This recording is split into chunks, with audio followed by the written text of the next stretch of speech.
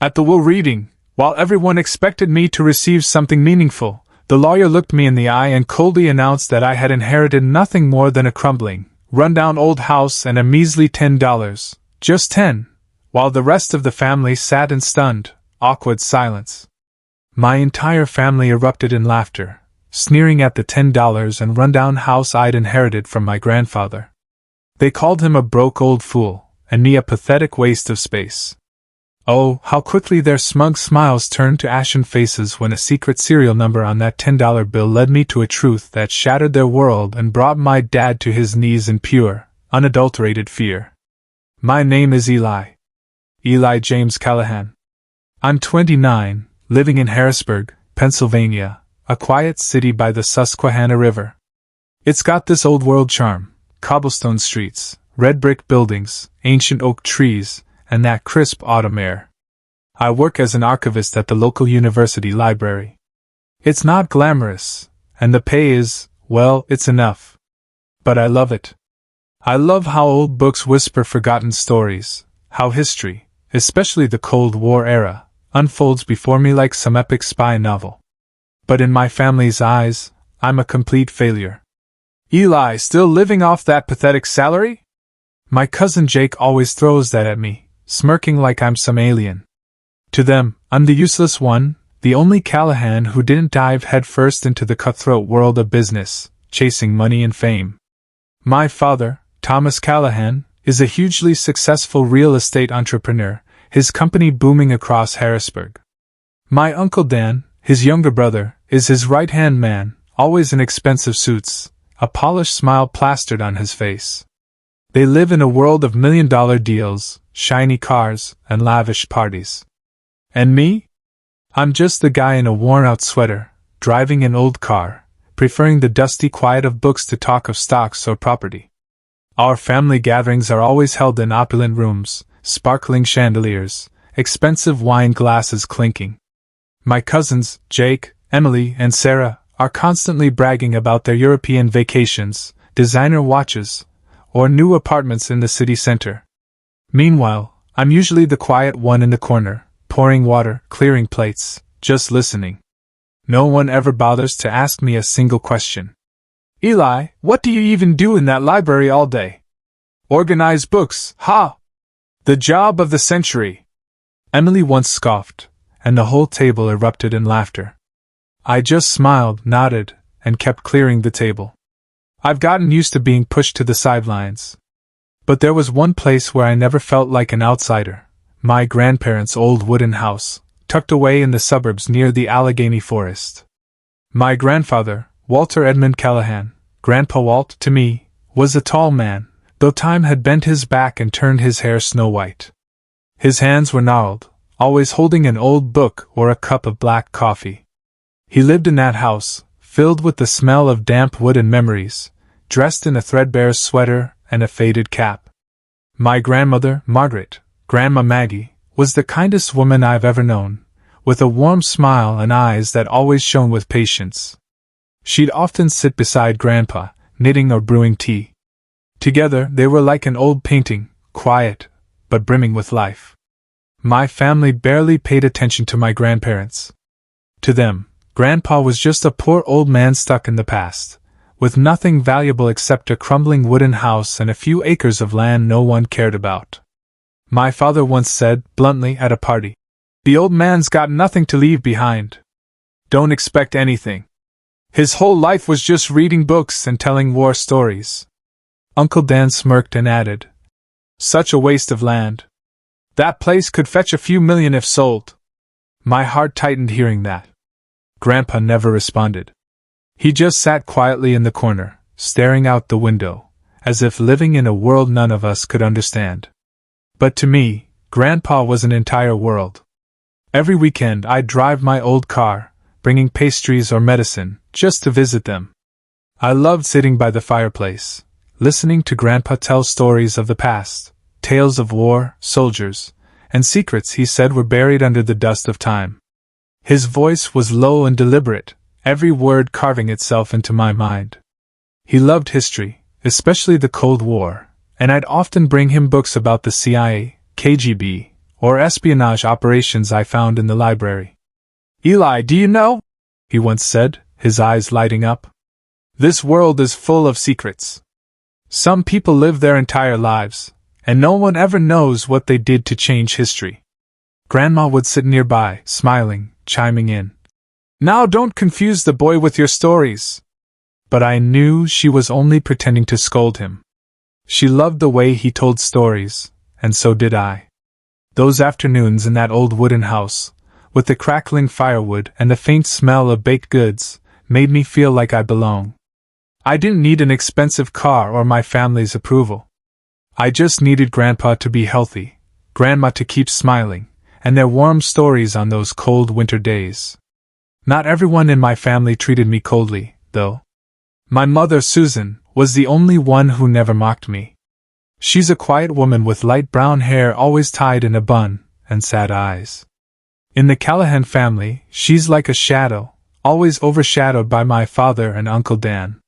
She never argued with Dad or spoke up when the family ridiculed me, but I knew she loved me. Sometimes, when it was just the two of us, she'd hold my hand and say, "Eli, you don't have to be like them. You just have to be yourself." In those moments, I felt like she was trying to protect me from a world she herself couldn't escape. Life went on like that until one late autumn evening, when everything began to change. It was freezing that night, and I visited my grandparents as usual.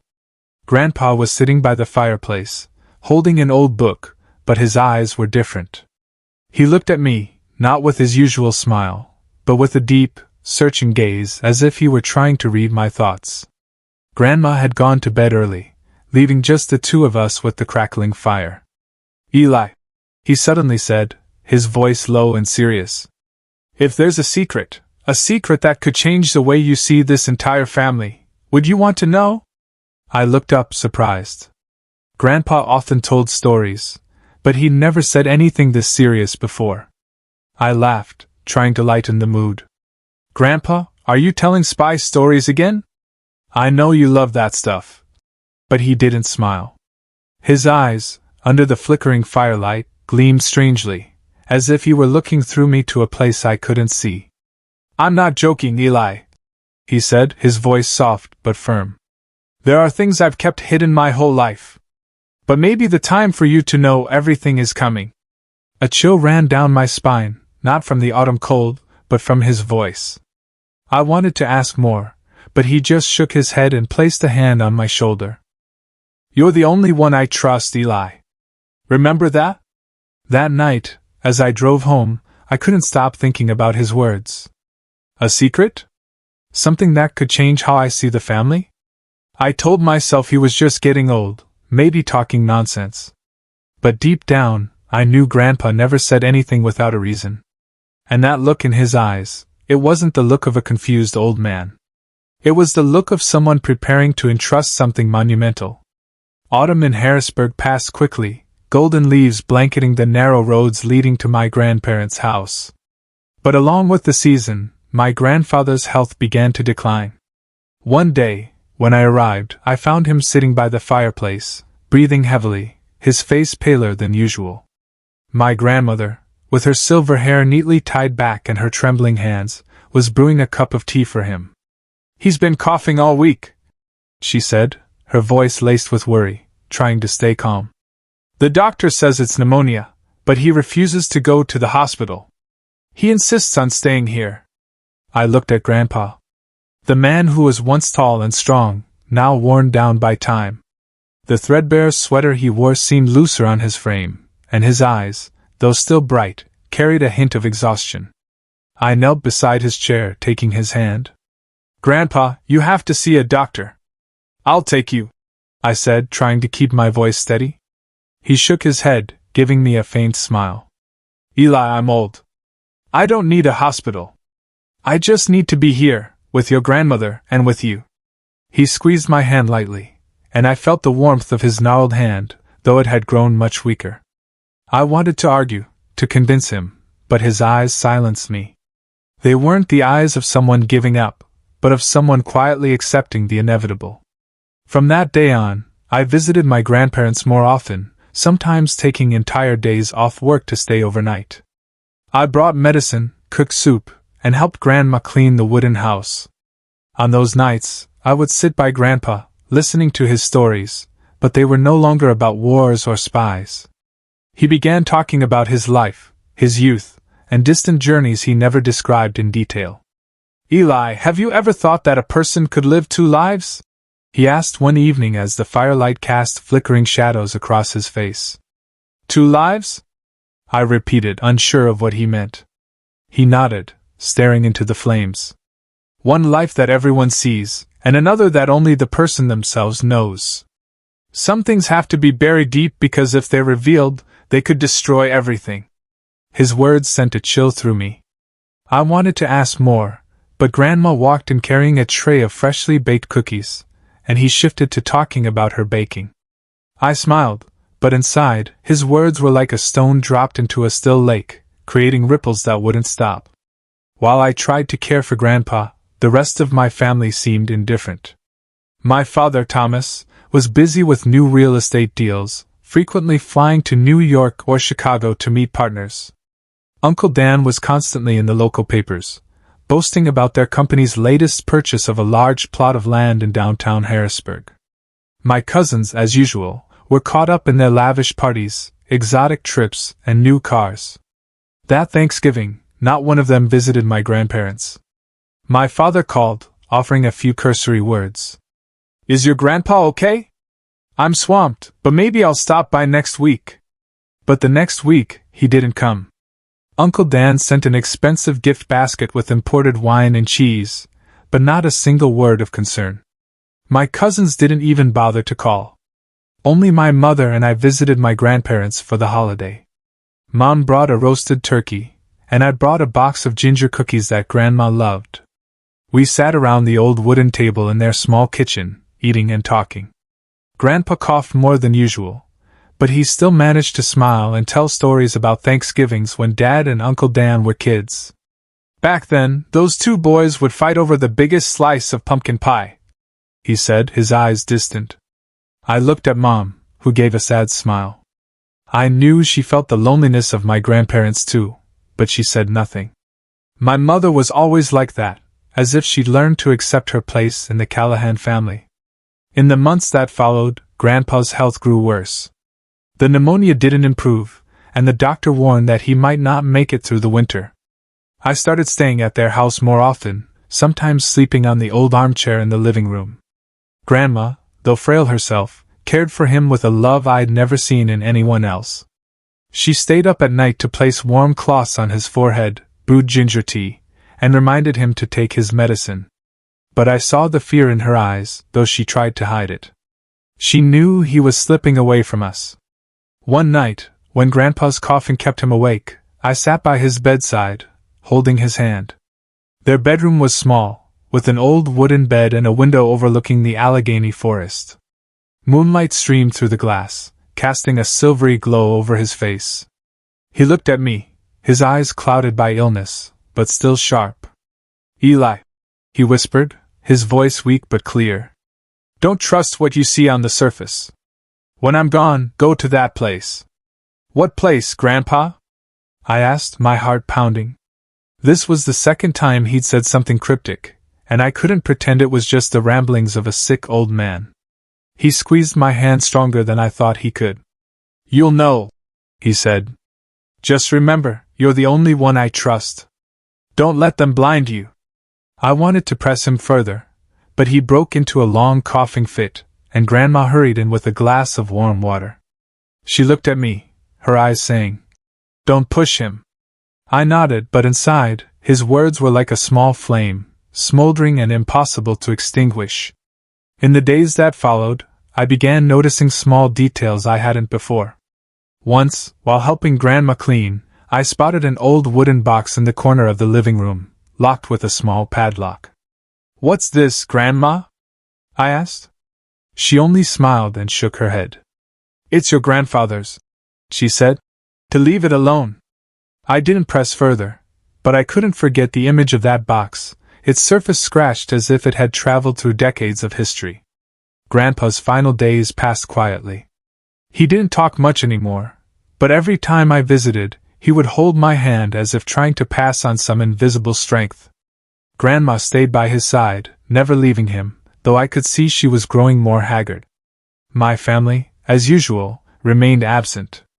Dad called once, asked a few questions, then quickly ended the call because of an important meeting.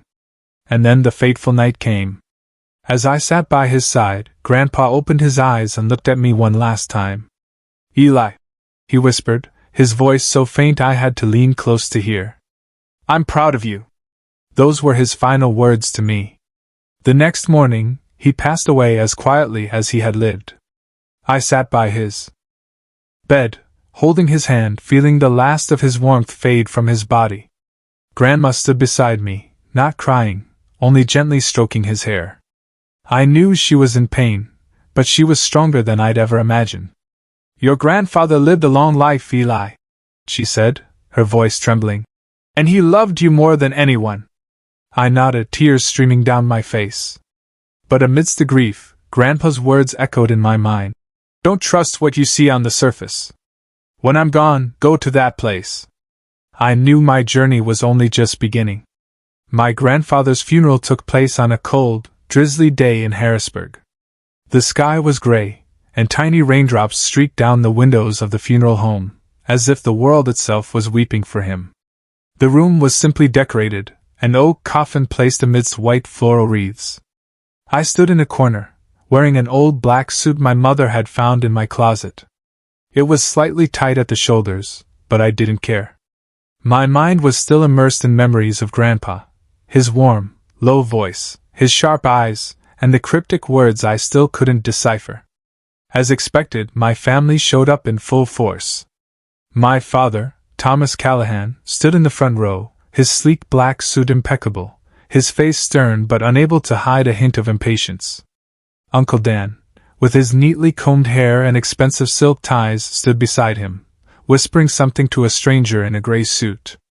My cousins, Jake, Emily, and Sarah, clustered in a corner, chatting and glancing at their phones. None of them seemed genuinely grieving. To them, the funeral felt like a formality, to be completed before returning to their busy lives. My mother stood close to me, quietly holding my hand. She wore a simple black dress, her hair neatly tied up, her eyes red but tearless. I knew she was holding back, not wanting my father or anyone else in the Callahan family to see her vulnerability. Grandma sat in the front row right before the coffin, her frail hands clutching a handkerchief. She said nothing, only gazing at a black and white photo of Grandpa placed on the altar, a picture from his youth, showing a rare smile and vibrant eyes. I wondered what she was thinking. Did she know about that place he'd mentioned? Did she too carry the secrets he had kept? The funeral was brief. A priest delivered a few prayers, describing Grandpa as a simple man who loved his family and lived a full life. I wanted to stand up, to say that he was more than just a simple man, that he was extraordinary, the one who taught me about history, honesty, and how to live rightly. But I stayed silent. I knew in this room, no one truly cared about Grandpa the way I did. After the service, the family moved to an upscale restaurant in downtown Harrisburg for the reception. I didn't want to go, but my mother convinced me. "Eli, you have to be there for Grandpa," she said. I nodded, though all I wanted was to return to the wooden house, sit by the fireplace, and remember the afternoons when he told me stories. The restaurant, chosen by my father, had glass walls overlooking the Susquehanna River and tables draped in white silk. People laughed, clinked glasses of wine, and talked about work, real estate, or upcoming vacation plans. No one mentioned Grandpa except for a few perfunctory remarks. "He passed peacefully, didn't he?" Or, "He was old. It was his time." I sat at the end of the table, quietly eating cold soup, listening to conversations I didn't belong to. Jake, my cousin, was bragging about his new Tesla while Emily showed off a designer handbag from Paris. My father and Uncle Dan discussed a new real estate project, their voices brimming with ambition. "That land is gold," Dad said, his eyes gleaming. "Just need to sort out a few issues with the city council and we'll be rolling in it." Uncle Dan nodded, smirking. I looked at them, wondering if they truly knew how Grandpa had lived, what he thought, or what he'd left behind. Grandma didn't come to the restaurant.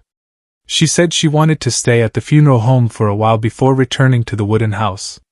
I wanted to stay with her, but Mom insisted I go with the family. "She needs time alone, Eli," she said. I understood, but I couldn't shake the vast emptiness in my heart. Grandpa was gone, and I felt like I was losing a part of myself. A few days after the funeral, Grandpa's lawyer, Harold Steinberg, contacted the family to announce the reading of the will. Steinberg was a middle-aged man, tall and thin, with salt and pepper hair and silver-rimmed glasses. He had a stern demeanor, his voice low and deliberate, as if every word was carefully chosen. The reading took place in his law office in downtown Harrisburg, a small but elegant room with wooden bookshelves filled with documents, and a large table in the center. The entire family gathered, this time not with the somber air of a funeral, but with an almost greedy anticipation. My father sat at the head of the table, hands clasped, his gaze sharp.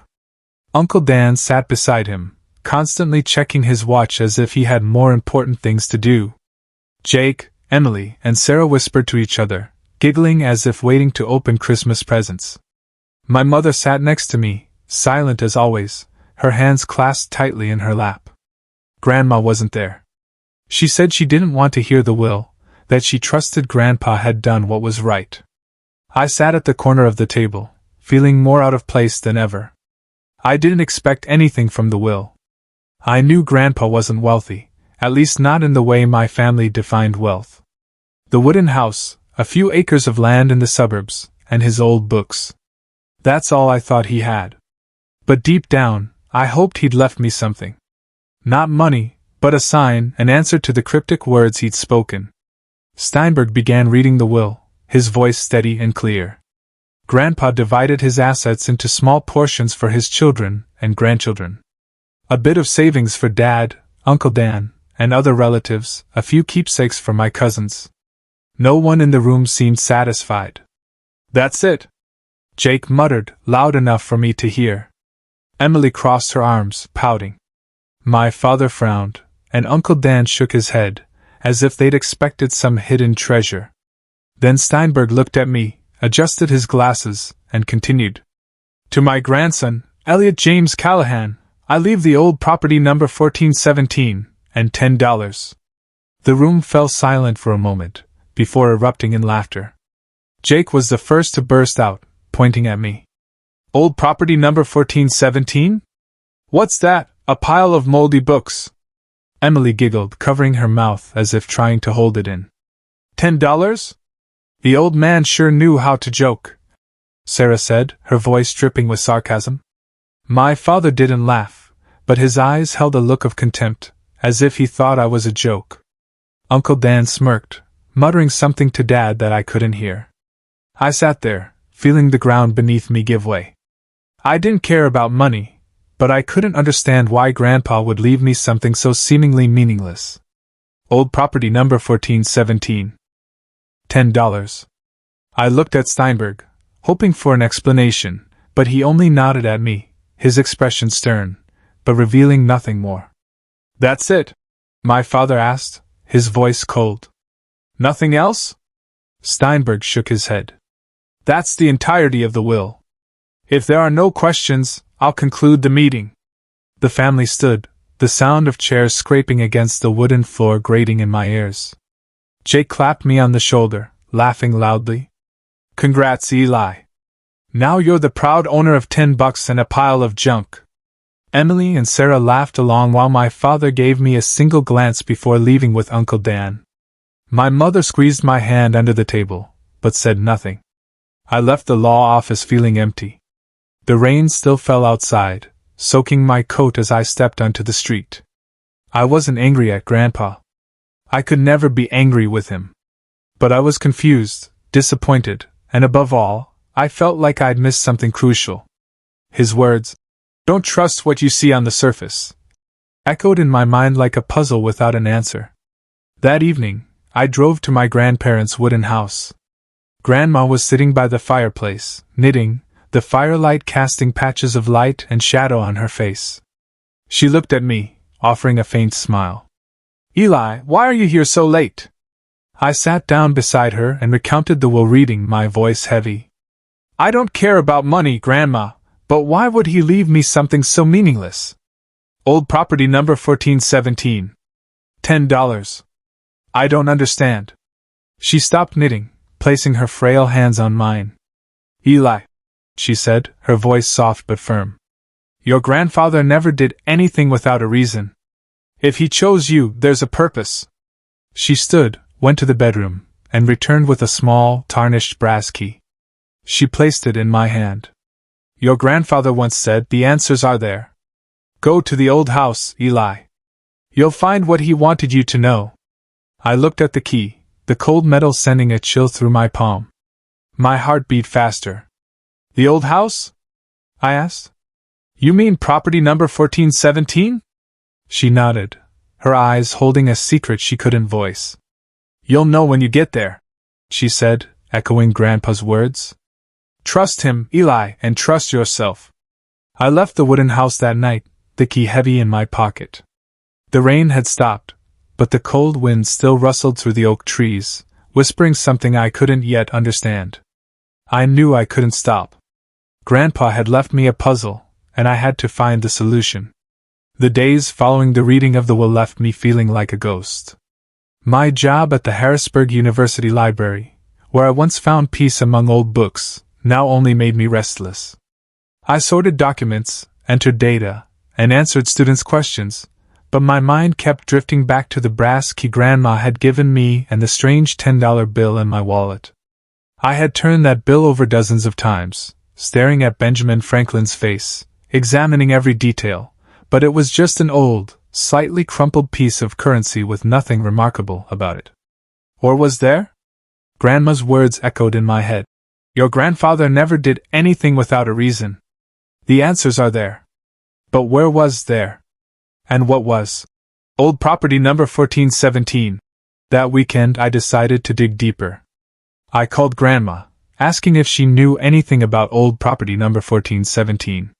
She was silent for a moment before speaking softly. "Eli, your grandfather once mentioned a place, an old house in the suburbs near the old road leading to the river. He said it was where he kept important things. Try looking there. Maybe 1417 is connected to that." I hung up and started searching online for addresses in Harrisburg related to the number 1417. After a few hours, I found an old listing, 1417, Old River Road, a remote road in the suburbs near the Susquehanna River. There was no information about the house, only that it had been abandoned for years. A jolt of electricity ran through me. Could this be the place Grandpa had mentioned? I stuffed the $10 bill and the key into my pocket, grabbed my backpack, and drove out of the city. Old River Road was winding, covered in dry leaves and overgrown weeds. The houses grew sparse as I left central Harrisburg behind, and the landscape turned desolate, with only bare trees and the faint glimmer of the river in the distance. When I reached 1417, I could hardly believe my eyes. Before me stood a dilapidated wooden house, looking as though it had been abandoned for decades. The roof sagged on one side, the windows were shattered, and the wooden walls were peeling, revealing cracks like scars. Weeds grew knee-high, and a rusted, "No trespassing," sign hung loosely by the gate. I parked the car, a chill running down my spine. I stepped over the gate, carefully avoiding rotted boards on the path. A cold wind blew through, carrying the damp smell of earth and an eerie silence. I tried the brass key in the front door, but it didn't fit. The door was so decayed that a gentle push opened it, creaking like something out of a horror movie. Inside, the house was dark and cold. The wooden floor was coated in a thick layer of dust, and the air was heavy with the smell of mold. Scattered remnants of old furniture, a table with a broken leg, a few chairs draped in cobwebs, a shattered lamp, littered the room.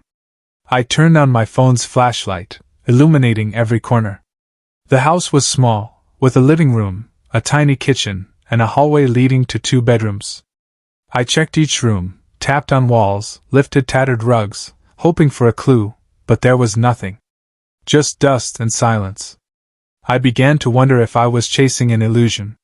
Had Grandpa really left me a puzzle with no solution? I sat on an old chair, trying to suppress my growing disappointment. Then, I pulled out the $10 bill again, examining the serial number, J1417K89632. The number 1417 had led me here, but what about the rest? After nearly an hour, just as I was about to give up and leave, my heel caught on a floorboard near the fireplace, producing a strange hollow sound. I knelt down and pried at it gently. The board was loose, and when I pulled harder, it came free, revealing a small metal hatch with a combination lock. My heart pounded. A hidden cellar in an abandoned house no one knew Grandpa owned? I looked at the $10 bill, focusing on the serial number. If 1417 was the code, I'd try it. I entered 1417 into the lock. A soft click sounded, and the hatch popped open. I trembled, not from the cold, but from a mix of excitement and fear. What had Grandpa hidden here? And why had he chosen me to find it? I stood there, staring down the narrow wooden staircase leading into darkness. The light from my phone's flashlight illuminated only the first few steps, while below was a pitch-black void, as if it were swallowing everything. The air rising from the cellar was cold and damp, carrying the scent of old earth and rusted metal. I took a deep breath, trying to steady myself. "Grandpa, what do you want me to do here?" I whispered, as if he were still somewhere guiding me. There was no answer, only the whistle of wind through the hatch like a warning. I descended carefully, each step creaking under my weight on the rotted wood. Every step felt like it was pulling me deeper into a secret I wasn't ready to face. When I reached the bottom, I swept my flashlight around. The cellar was small, no larger than a storage room, with stained concrete walls and an old wooden table in the center. On the table sat a small safe with a combination lock, a metal box without a lock, and a stack of dusty documents. An old oil lamp hung on the wall, but I didn't dare light it, fearing the stale air would make things worse. I approached the table, my heart pounding so hard I could hear the blood rushing in my ears. I tried entering 1417 into the safe, hoping the code from the $10 bill would work again. The lock didn't budge. I glanced at the bill again. The serial number, J1417K89632, clear under the light. I tried the remaining digits, entering 8963. A sharp click sounded, and the safe opened. I could barely breathe. Grandpa had planned everything, step by step, leading me here. Inside the safe was a thick bundle of documents tied with a leather cord, a black leather-bound notebook, and a small silver USB drive. I picked up the notebook first, flipping through its pages. Grandpa's handwriting, firm and neat, recorded names, dates, locations, and strange symbols I couldn't decipher. There were communication diagrams, maps of Eastern Europe with marked points, and notes about operations with names like Blue Horizon and Shadow Relay. One page read clearly: Berlin, December 3, 1978. Met K at rendezvous. Defection successful. I turned the page and found a black and white photo taped inside, showing a younger grandpa in a suit standing beside a stranger in a military uniform. A handwritten caption below read, Operation Blue Horizon, CIA. CIA. The words sent a chill through me. I shook my head, trying to process it. Grandpa Walt, the man in a threadbare sweater sitting by the fireplace telling history stories, was a spy? A character from the espionage tales he used to share with me? I couldn't believe it, but these pages, written in his hand, couldn't be fake. I moved to the bundle of documents. Inside were contracts stamped with government seals, some declassified, titled Strategic Coordinator for European Operations, 1974 to 1988. Grandpa's name, Walter Edmund Callahan, was printed clearly along with details of operations in East Germany, Poland, and Hungary. One document stated, W. Callahan, code name Falcon, responsible for coordinating a network of operatives in Eastern Europe. My head spun. Grandpa wasn't just a history enthusiast. He was part of history. A man behind covert operations, defections, and schemes that shaped the world. But what stunned me most was the small metal box beside the safe. I opened it to find another thinner file and a small hard drive labeled WC Personal. The file was titled Thomas Callahan and Daniel Callahan. My heart stopped. My father and Uncle Dan. I flipped through it quickly, finding copies of invoices, contracts, and Grandpa's handwritten notes. One page read, TC and DC suspected money laundering through Bright Future Charity, 2018 to 2023. Another listed real estate transactions with mismatched figures, accompanied by a note.